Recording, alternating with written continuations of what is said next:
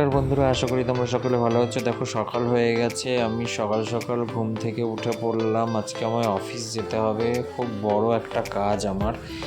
তো সকালবেলা অফিসে যাওয়ার জন্য আমাকে রেডি হতে হবে। ঘুম থেকে উঠে আমি ব্রাশ করতে চলে এলাম।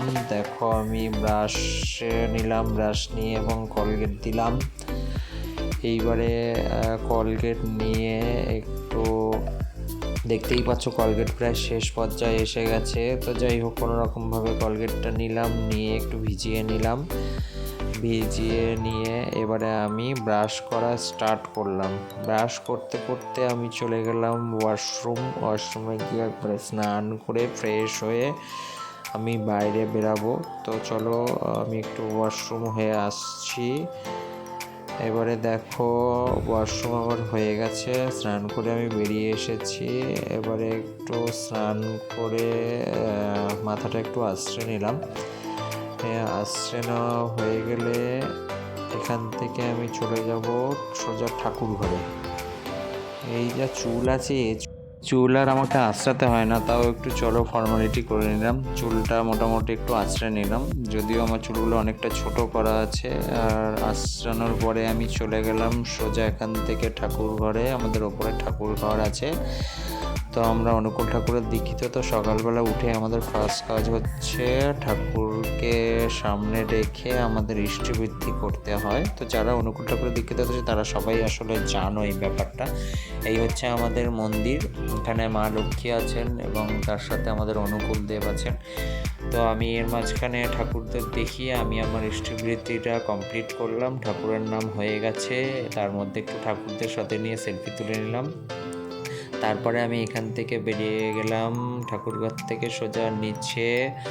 এবং নিচে সর্বপ্রথম যেটা কাজ হয়, সকালবেলা ঠাকুরের নাম করে এসে তারপর সবার প্রথমে মাকে প্রণাম করে দিনটা শুরু করতে হয়। যার জন্য সবার প্রথমে নেমেই আমি আগে মাকে ডাকলাম। তো মা দেখছিলাম ব্যালকনিতে দাঁড়িয়ে জামা কাপড় মেলছিল। মাকে ডেকে আমি প্রণাম করলাম।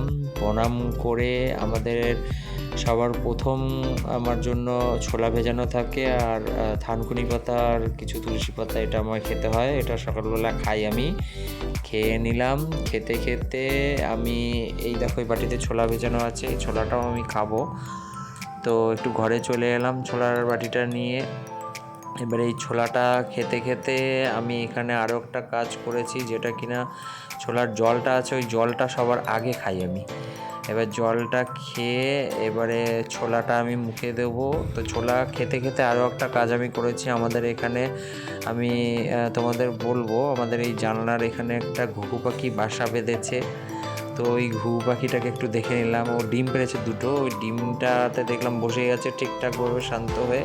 তার মধ্যে আমার ছোলাটা খাওয়া হয়ে গেছে, দেখতেই পাচ্ছ বাটিটা ফাঁকা।